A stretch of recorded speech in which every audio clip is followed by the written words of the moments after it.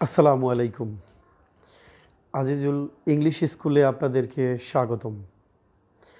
আপনারা যারা আমার চ্যানেলটি সাবস্ক্রাইব করেননি অবশ্যই সাবস্ক্রাইব করে নেবেন, কারণ নতুন নতুন ভিডিও আপনারা সবার আগে আপনি পেয়ে যাবেন। তো আর যারা সাবস্ক্রাইব করেছেন তাদেরকে অসংখ্য ধন্যবাদ। আজকের কথা বাড়াবো না, যেহেতু আমার ভিডিওগুলো অনেক বড় হয়, এই জন্য আমরা আমাদের টপিকসে ফিরে যাচ্ছি। আজকেরও যেহেতু আমি ধারাবাহিকভাবে টেন্স শেখানো শুরু করেছি, কারণ হলো স্পোকেন ইংলিশের জন্য আমাদের টেন্সের কোনো বিকল্প নাই। ওভারঅল হলো শুধুমাত্র স্পোকেন ইংলিশই না, যে ইংরেজি শিখতে গেলে টেন্স ছাড়া আমরা ইংরেজি প্রপারলি শিখতে পারবো না। তো কাজেই আমরা শুরু করতে যাচ্ছি। তো বিগত ক্লাসে আমি আপনাদেরকে বলেছি টেন্সের উৎপত্তি, টেন্সের বাংলা চেনার উপায়, ইংরেজি চেনার উপায়, এবং আমি এও বলেছিলাম যে রাইট ফর্ম অফ ভার্বস আকারেও টেন্সের ব্যবহার হয়। মূলত বিশেষ করে আমরা টেন্সের মাধ্যমে ফাউন্ডেশন বিল্ডিং করতে পারি। দ্বিতীয়ত আমরা ট্রান্সলেশন করতে পারি, ট্রান্সলেশন শিখতে পারি। তৃতীয়ত আমাদের যে বিষয়টি হয় সেটা হলো আমরা স্পোকেনের জন্য করতে পারি। তারপর রাইট ফর্ম অফ ভার্বস আসি। ওভারঅল হলো শুধুমাত্র গ্রামারের জন্যই না, আমাদের ইংরেজি ভাষা শেখার জন্য, ইভেন আইএলটিএসের জন্য, লিসেনিং, স্পিকিং, রিডিং, রাইটিং প্রত্যেকটা বিষয়ের জন্য আমাদের টেন্স গুরুত্বপূর্ণ। তো কাজেই আমাদের যদি টেন্সের জ্ঞানে, টেন্সের যদি কোনো রকমের অসম্পূর্ণতা থেকে থাকে, তাহলে কিন্তু আমরা ইংরেজিতে ভালো করতে পারবো না। তো যাই হোক, আমি শুরু করতে যাচ্ছি।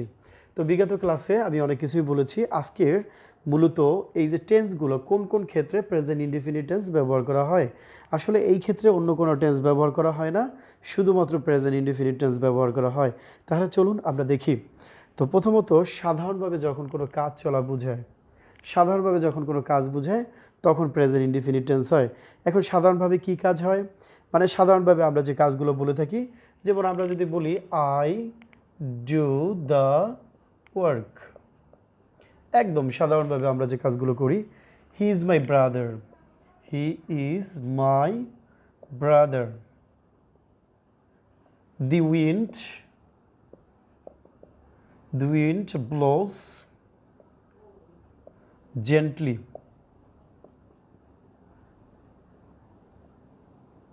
জেন্টলি, তো এখন লক্ষ্য করেন এখানে ডু, ইজ এবং এই যে ব্লোজ, এই প্রত্যেকটা হলো সাধারণভাবে। আরও এরকমের অহরহ সাধারণভাবে আছে।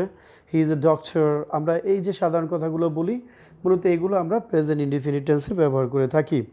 এইবার আসেন আমাদের মূল যে বিষয়টা, চিরন্তন সত্য, বৈজ্ঞানিক সত্য বুঝাতে প্রেজেন্ট ইনডিফিনিট টেন্স ব্যবহৃত হয়।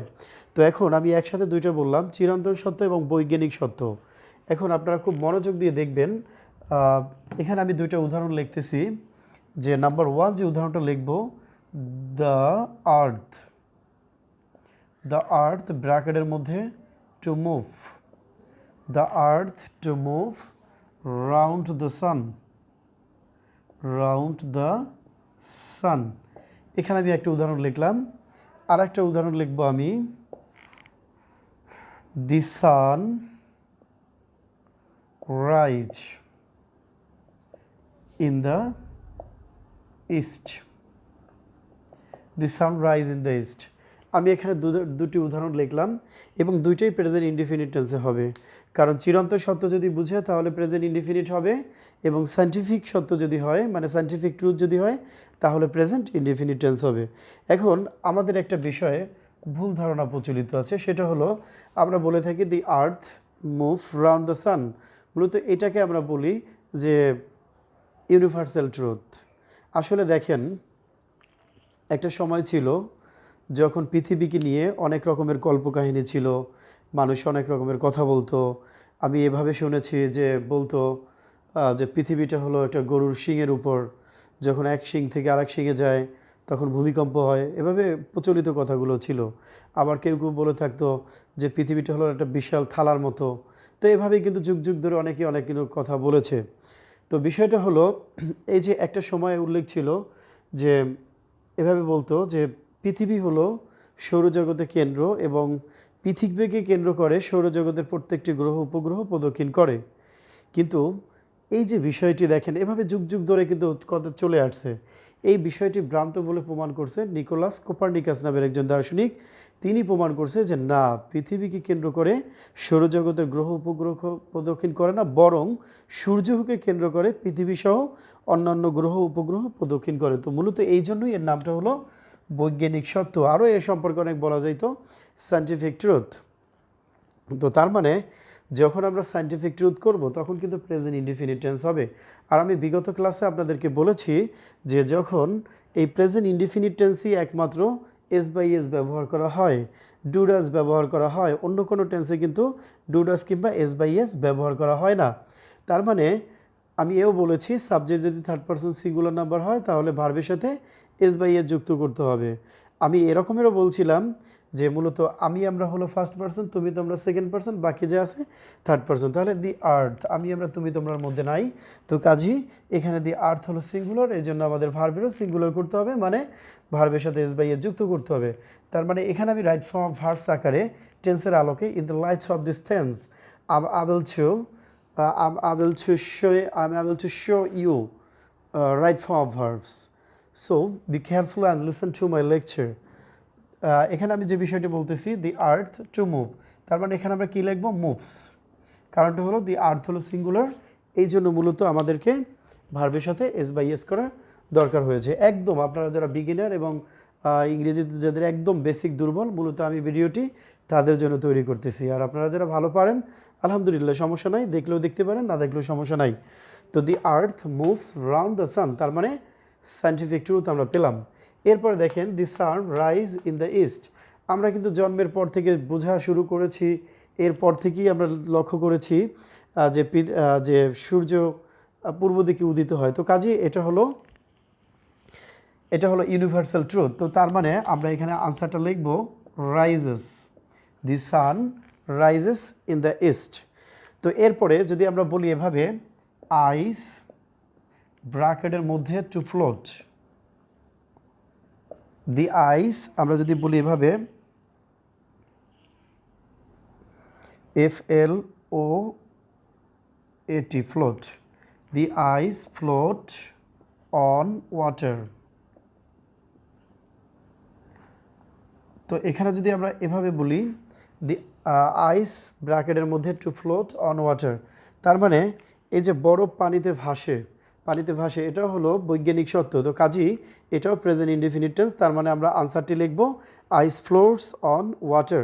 তাহলে এখানে আনসারটা হবে FLOATS, floats on water.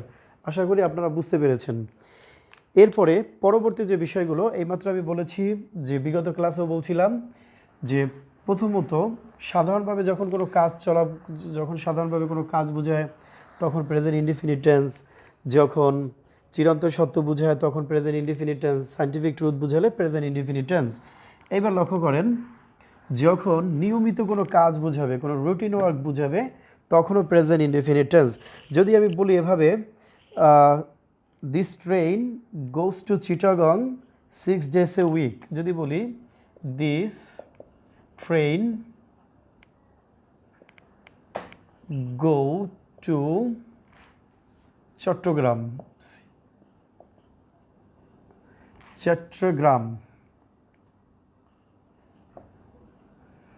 the train go to Chattogram 6 days a week, 6 days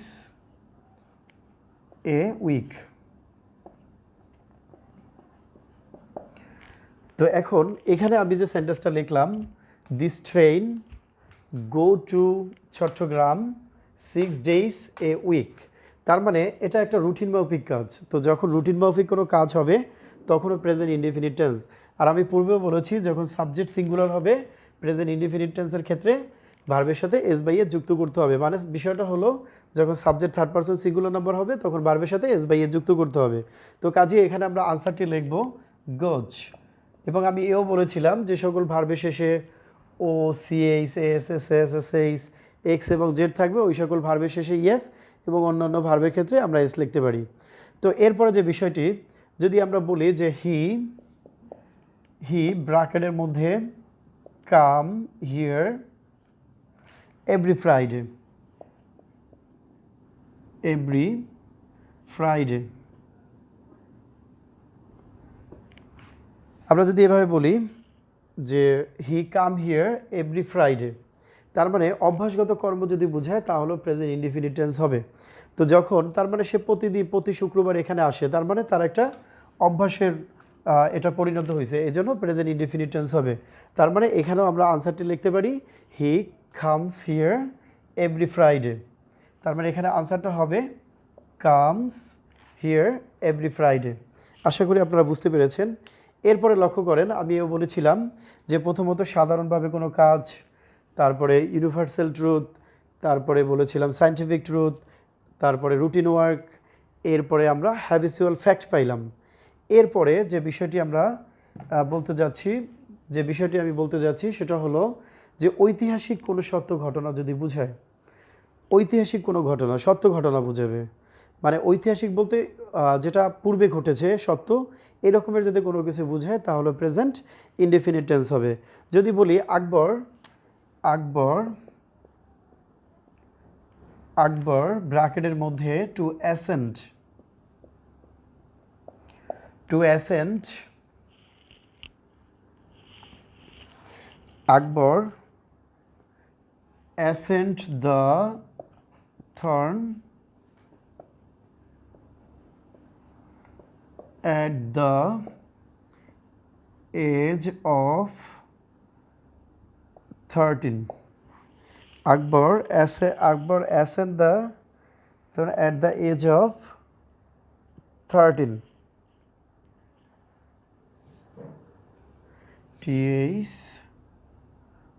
THRONE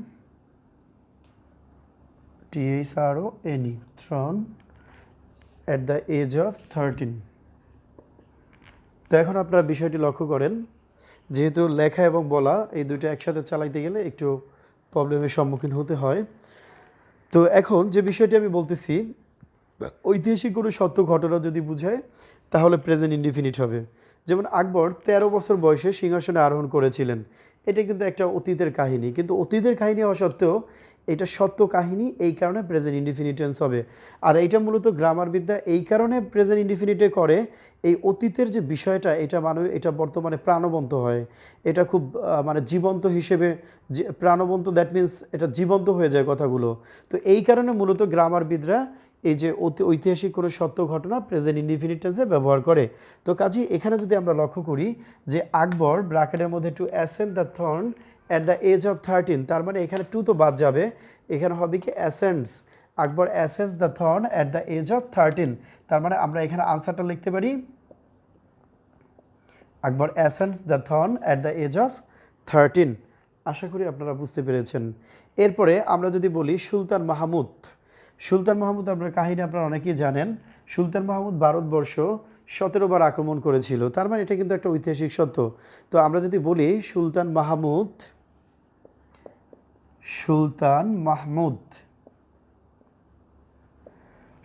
Mahmud ব্র্যাকেটের মধ্যে টু অ্যাটাক, আমি ব্র্যাকেটের মধ্যে টু অ্যাটাক দিলাম, Sultan Mahmud to attack India in 17 times. তো এখন বিষয়টি আপনারা লক্ষ্য করেন, Sultan Mahmud attack India in 17 times, তার মানে সুলতান মাহমুদ 17 বার ভারতবর্ষ আক্রমণ করেছিল, এইটা কিন্তু ঐতিহাসিক সত্য ঘটনা। তো যেহেতু ঐতিহাসিক সত্য ঘটনা, এই জন্য প্রেজেন্ট ইনডিফিনিট টেন্সে আমাদেরকে করতে হবে। তার মানে Sultan Mahmud attacks India in 17 time. কারণ আমি আবারও বলতেছি, যখন subject third person singular number হয় তখন ভার্বের সাথে এস বাই এ যুক্ত হবে। প্রেজেন্ট ইনডিফিনিট টেন্সের ক্ষেত্রে সাবজেক্টের পর যখন আমরা ভার্ব বসাবো তখন কিন্তু ভার্বের পূর্বে কখনো টু বসবে না। তাহলে দাঁড়ালো কি অ্যান্সারটা, অ্যাটাকস, ATTACKS, অ্যাটাকস। সুলতান মাহমুদ অ্যাটাকস ইন্ডিয়া 17 টাইমস, আমরা এখানে ইন না দিলেও চলবে। তার মানে Sultan Mahmud attacks India 17 times. তার মানে আমরা বিষয়টি বুঝতে পারলাম। তো ইতিমধ্যে আমি যে বিষয়গুলো বললাম, সাধারণভাবে কোনো কাজ, অভ্যাস, বৈজ্ঞানিক সত্য মানে ইউনিভার্সাল ট্রুথ, তারপরে যে scientific truth, routine work, habitual fact, historical truth, আমরা ইতিমধ্যে এগুলো পেয়েছি। এবার আসেন, যদি ভৌগোলিক কোনো বিবৃতি বোঝায়, মানে ভৌগোলিক কোনো বর্ণনা যদি বোঝায় তাহলে প্রেজেন্ট ইনডিফিনিট টেন্স হয়। তার মানে আমি যদি বলি বরিশাল, বরিশাল যেহেতু আমি বরিশালের, এই জন্য বরিশালের উদাহরণটা দিয়ে বললাম BARISHAL, বরিশাল, ব্র্যাকেটের মধ্যে stand, stand on the Kirtankhola,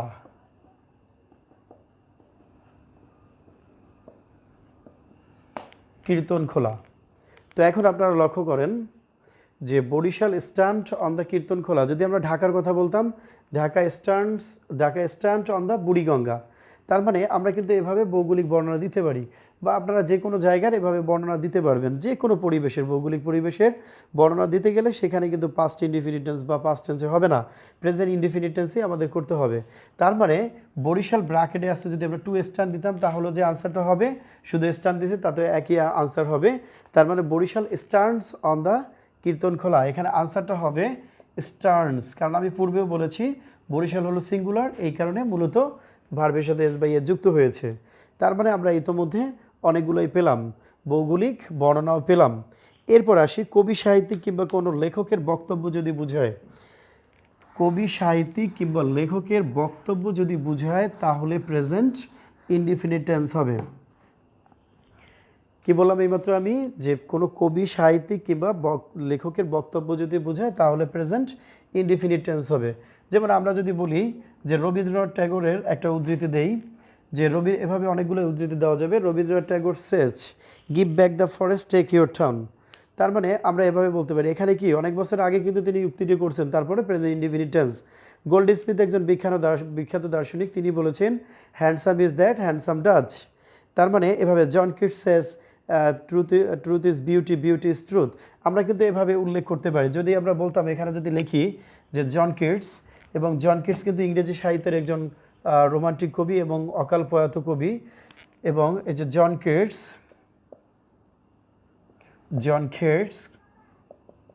Sage truth is beauty, beauty is truth.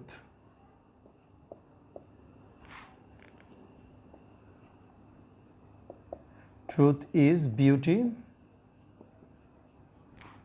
Beauty is truth,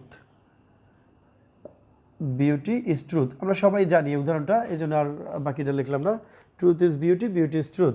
তার মানে লক্ষ্য করেন এখানে এই যে ইনভার্টেড কমার মধ্যে যে অংশটা আছে এটাও কি হলো, প্রেজেন্ট ইনডিফিনিট টেন্স হলো। আবার কি এই যে জন কিটস যে বলছে এটাও কি প্রেজেন্ট ইনডিফিনিট টেন্সে আমরা করতেছি, কারণ কবি সাহিত্যিক কিংবা লেখকের বক্তব্য যখন বোঝায় তখন কিন্তু প্রেজেন্ট ইনডিফিনিট টেন্স হয়। তার মানে আমরা বুঝতে পারলাম যে কবি সাহিত্যিক কিংবা লেখকের বক্তব্য যদি বোঝায় প্রেজেন্ট ইনডিফিনিট টেন্স। এরপরে আমরা আসি, আমি কয়েকটা উদাহরণ লিখি তারপর আমি বলতেছি। হি ব্র্যাকেটের মধ্যে go to school everyday,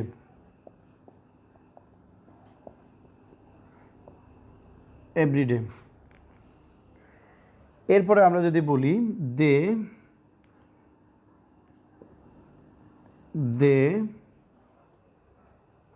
he go to school every day, they usually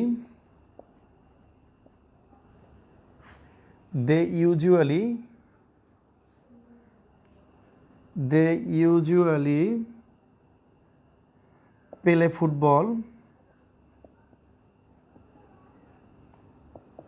they usually play football at 4 PM।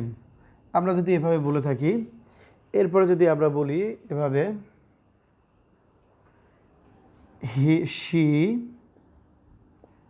she sometimes come, bracket দিয়ে আটকানো, come here। তার মানে এখানে আমি কয়েকটা উদাহরণ বললাম, যে প্রথম উদাহরণটা হলো he go to school everyday, পরেরটা হলো they usually play football at 4 PM, she sometimes come here. এখানে আমি কয়েকটা উদাহরণ লিখলাম। তার মানে আপনাদেরকে খুব মনোযোগ দিয়ে শুনতে হবে এবং দেখতে হবে কোনো সেন্টেন্সে যদি always, regularly, sometimes, often, generally, daily, everyday, occasionally, usually, normally, on Friday, twice, every week, every month, every year এগুলো উল্লেখ থাকে, তাহলে ওই সেন্টেন্সটি প্রেজেন্ট ইনডিফিনিট টেন্সে হবে। আমি আবারও বলি, আমার সাথে সাথে আপনারা বারবার বলবেন, কারণ স্পোকেন ইংলিশের যে সিস্টেমটা, আমি কিন্তু এটা এই সিস্টেমে অ্যাপ্লাই করে থাকি, এই গ্রামাটিক্যাল টার্ম পড়ানোর ক্ষেত্রে অ্যাপ্লাই করে থাকি। আমি একটু কী বলছি, পাঁচটা বলবেন আমার সাথে সাথে। Always, regularly, sometimes, often, generally. বারবার বলেন, always, regularly, sometimes, often, generally. আবারও always, regularly, sometimes, often, generally. এবার daily, everyday, occasionally, usually, normally. আবার আমি বলতেছি, daily, everyday, occasionally, usually, normally, on Friday, twice, every week, every month, every year. এইবার আমার সাথে আবারও বলেন, always, regularly, sometimes, often, generally, daily, everyday, occasionally, usually, normally, on Friday, twice, every week, every month, every year. এগুলো যদি থাকে তাহলে ওই সেন্টেন্সটি প্রেজেন্ট ইনডিফিনিট টেন্স। আমি আবারও বলতেছি, যেহেতু রাইট ফর্ম অফ ভার্বসের একটা গুরুত্বপূর্ণ নিয়ম টেন্সের আলোকে, always, regularly, sometimes, often, generally, daily, everyday, occasionally, usually, normally, on Friday, twice, every week, every month, every year যদি কোনো সেন্টেন্সে থাকে, তাহলে ওই সেন্টেন্সটি প্রেজেন্ট ইনডিফিনিট টেন্স। তার মানে এখন এখানে হি গো টু স্কুল এভরিডে, তার মানে হি হলো সিঙ্গুলারের জন্য ভার্বের সাথে আমরা এস বাই এস যুক্ত করব। He goes to school everyday.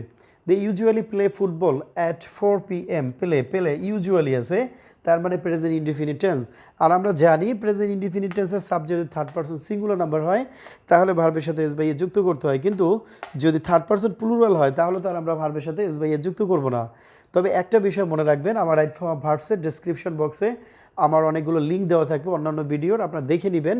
Right form of ভার্বসের কয়েকটা অ্যানিমেশন সিস্টেম ভিডিও প্রথম তৈরি করছিলাম, সেখানে আমি বলেছি এভাবে, কোনো সেন্টেন্সের সাবজেক্ট, বিশেষ করে প্রেজেন্ট ইনডিফিনিট টেন্সের ক্ষেত্রে সাবজেক্ট যদি সিঙ্গুলার, মানে এস বাই এস এর ক্ষেত্রটা হলো প্রেজেন্ট ইনডিফিনিট। মানে ওভারঅল নিয়মটা হলো, সাবজেক্ট যদি সিঙ্গুলার হয় ভার্ব সিঙ্গুলার, সাবজেক্ট প্লুরাল হলো ভার্ব প্লুরাল। তো এখন বিষয়টা হলো, যদি মূল ভার্ব থাকে আর যদি প্রেজেন্ট ইনডিফিনিট টেন্স হয়, তো সেই ক্ষেত্রে আমরা এস বাই এস যুক্ত করে দিলে ভার্বটি সিঙ্গুলার হবে। আর যদি এস বাই এস না যুক্ত করি, তখন ভার্বটি প্লুরাল হবে। তার মানে দে যেহেতু এখানে আছে প্লুরাল, এই জন্য আমাদের ভার্বের সাথে এস বাই এস যুক্ত করার কোনো সুযোগ নয়। যদি আমরা যুক্ত করি তাহলে সিঙ্গুলার হবে, কারণ আমাদের সাবজেক্ট তো প্লুরাল, এই জন্য প্লেই থেকে যাবে। আনসারটা এই জন্য প্লে হবে। They usually play football at 4 PM। এরপর আসেন, শি সামটাইমস কাম হিয়ার, তার মানে শি হলো এখানে সিঙ্গুলার, এই জন্য আমাদের ভার্বের সিঙ্গুলার করতে হবে। আছে কাম, হয়ে যাবে কামস হিয়ার, কারণ এর প্রত্যেকটাই হলো প্রেজেন্ট ইনডিফিনিট টেন্সের ব্যবহার, কারণ আমরা ইতিমধ্যে অনেকগুলো ব্যবহারই পেলাম। এরপরে আমরা আসি, এবার যদি ইমপারেটিভ সেন্টেন্স হয় তাহলে প্রেজেন্ট ইনডিফিনিট টেন্স হবে। আমি একটু আগে যে বিষয়টি বললাম নিশ্চয়ই আপনারা বুঝতে পেরেছেন, কারণ ইমপারেটিভ সেন্টেন্স অন্য কোনো টেন্সে হয় না, প্রেজেন্ট ইনডিফিনিট টেন্স। যদি আমি বলি টু ডু দ্য ওয়ার্ক, দেখেন এখন আমাদের করতে হবে কি, ইমপারেটিভ সেন্টেন্স। তার মানে আমি আপনাদের ইমপারেটিভ সেন্টেন্সের একটু বর্ণনা দেই খুব শর্টকাটভাবে, যাতে আপনারা বুঝতে পারেন। কারণ এই সেন্টেন্স সম্পর্কেও যদি আমাদের ভালো ধারণা না থাকে, তাহলেও আমরা ইংরেজি ভাষায় দক্ষতা অর্জন করতে পারবো না। কারণ আমি ইতোমধ্যে বলেছি, ইংরেজি ভাষার প্রাণ হলো টেন্স, টেন্সের প্রাণ হলো সেন্টেন্স, এবং এই সেন্টেন্সের প্রাণ হলো ভার্ব। এই তিনটা বিষয় যদি আমরা ভালোভাবে আয়ত্ত করতে না পারি, তাহলে কিন্তু আমরা ইংরেজি ভালো পারবো না। তো এই যে ইমপারেটিভ সেন্টেন্স চেনার উপায় মানে যে সেন্টেন্স দ্বারা আদেশ, উপদেশ, অনুরোধ, নিষেধ, প্রস্তাব ইত্যাদি বোঝায়, তাকে বলা হয় ইমপারেটিভ সেন্টেন্স। আর চেনার উপায় হলো মূল ভার্ব দ্বারা শুরু হবে, লেট দ্বারা শুরু হবে, অবশ্য him, let, him, her, them, you, মানে এভাবে বিভিন্ন অবজেক্টই থাকবে। তার মানে লেটের পরে আজ থাকতে পারে, অন্যান্য অবজেক্টও থাকতে পারে। তার মানে আমরা পাইলাম যে মূল ভার্ব পাইলাম, লেট পাইলাম, প্লিজ কাইন্ডলি থাকবে, সামনেও শুরুতেও থাকতে পারে, শেষেও থাকতে পারে। যদি বলি please give me a glass of water, আবার যদি স্পোকেন ইংলিশের ভাষায় বলি ওয়াটার প্লিজ, তাহলে কি একই কথা, একই বিষয়। তার মানে যখন আপনি অন্যান্য গ্রামাটিক্যাল টার্মগুলো গ্রামার করবেন, তো সেক্ষেত্রে এই সেন্টেন্স না জানলে কিন্তু হবে না। ন্যারেশন থেকে শুরু করে প্রত্যেকটা গ্রামারে কথা বলায় প্রত্যেকটা ক্ষেত্রেই কিন্তু আমাদের এই সেন্টেন্সগুলো দরকার হয়। এরপরে অলওয়েজ, এইমাত্র যেটা বললাম, যার মানে প্লিজ কাইন্ডলি থাকবে, নেভার অলওয়েজ থাকবে, মানে নেভার অলওয়েজ দ্বারা শুরু হবে। তাহলে আপনারা বুঝে নেবেন এটা ইমপারেটিভ সেন্টেন্স। আর ইমপারেটিভ সেন্টেন্সে অবশ্যই ভার্বের বেস ফর্ম করতে হয়, তার মানে আনসারটা হবে ডু দ্য ওয়ার্ক। আনসারটা হবে ডু দ্য ওয়ার্ক। আপনারা অবশ্যই বুঝতে পেরেছেন। আমি আবারও বলতেছি, আমার ভিডিওটি মূলত একদম যারা বিগিনার, একদম ইংরেজি তারা কিছুই পারে না তাদের জন্য। আর আপনারা যারা পারেন আলহামদুলিল্লাহ, যদি আপনাদের ভালো লাগে আপনারা দেখেন, না ভালো লাগলে স্কিপ করে চলে যান, সমস্যা নাই।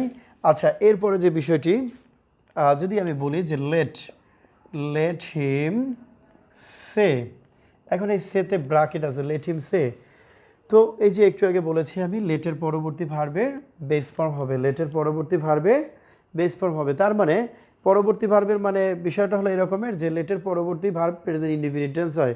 তার মানে আপনারা অবশ্যই বুঝতে পেরেছেন যে ইম্পারেটিভ সেন্টেন্সটি প্রেজেন্ট ইনডিফিনিট টেন্স হয়। এইবার যে এক্সক্লামেটরি সেন্টেন্সের ক্ষেত্রে হেয়ার দেয়ার থাকলেও প্রেজেন্ট ইনডিফিনিট টেন্স হয়। যেমন হেয়ার হি কামস, আমরা এভাবে বলতে পারি হেয়ার হি কামস। তার মানে এক্সক্লামেটরি সেন্টেন্সের ক্ষেত্রে হেয়ার দেয়ার থাকলেও প্রেজেন্ট ইনডিফিনিট টেন্স হয়। এরপরে মুখে মুখে আরও কয়েকটা বলি। খেলার ধারাবর্ষ যদি বুঝায় তাহলে প্রেজেন্ট ইনডিফিনিট টেন্স হয় নাও হাসান স্কোরস এ গোল। এভাবে যদি বলি নাও Shakib Al Hasan catches a good কাজ। দেখেন এখানে কিন্তু নাও এবং নাও থাকলে প্রেজেন্ট কন্টিনিউয়াস হওয়ার কথা ছিল, কিন্তু খেলা ধারাবর্ষ বিধায় এই জন্য প্রেজেন্ট ইনডিফিনিট টেন্স এটা ব্যবহার করা হয়। খেলা তারপরে শিরোনাম, পত্রিকার শিরোনাম যদি বুঝায় তাহলে প্রেজেন্ট ইনডিফিনিট টেন্স হয়। তো এভাবে কিছু কিছু ভার্ব আছে যেগুলো প্রেজেন্ট ইনডিফিনিট টেন্স হয়, যেমন feel, hear, fear, love, like, live, want, wish, belong, process, understand, know, think, recognise, এভাবে যদি থাকে তাহলে প্রেজেন্ট ইনডিফিনিট হয়। তো আফটার অল হলো, আমি যেহেতু রাত্রেবেলা ভিডিওটা করেছি, আপনাদের যথেষ্ট সাবলীল এবং আস্তে আস্তে বোঝানোর চেষ্টা করেছি। অবশ্যই আপনারা বুঝতে পারছেন এবং বারবার আমার ভিডিওটি দেখবেন। আমি আবারও বলি, যারা আপনারা আমার ভিডিওটি যদি নতুন নতুন নোটিফিকেশন পেতে চান, আরও ভিডিও পেতে চান, তাহলে অবশ্যই সাবস্ক্রাইব করে সাথে থাকবেন। আজকের এই পর্যন্তই। আল্লাহ হাফেজ। পরবর্তী ভিডিওর জন্য অবশ্যই আমার চ্যানেলটি সাবস্ক্রাইব করে সাথে থাকবেন।